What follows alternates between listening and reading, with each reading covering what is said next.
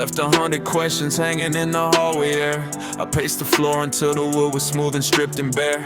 I poured my heart into a glass and set it on the table, waiting for a word from you, some truth or just a fable. But the phone stayed dark and the shadows grew long, and the rhythm of your breathing was the only song. I used to fear the screaming, I used to fear the fight. I thought the noise was what would keep me up at night, but there's a heavy kind of nothing that's settling in, and I'm realizing now where the endings begin. I was begging for a reason, screaming for a sign, trying to bridge the distance, trying to make you mine. I looked for closure in the things you'd finally say, but you just turned your head and looked the other way. I didn't need a goodbye, or we're through, to fill the cold space growing between me and you.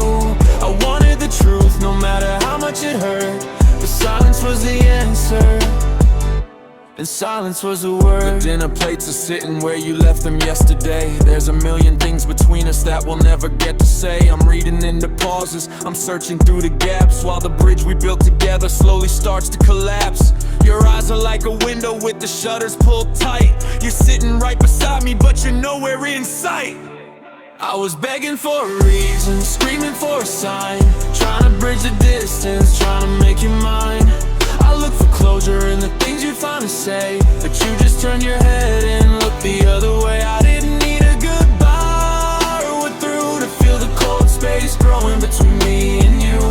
I wanted the truth, no matter how much it hurt, but silence was the answer, and silence was a word. It's louder than a thunderclap, it's sharper than a knife, the quiet way you cutting me right out of your life. No sorry, no maybe no, let's try again. Just the sound of the static where the love should have been.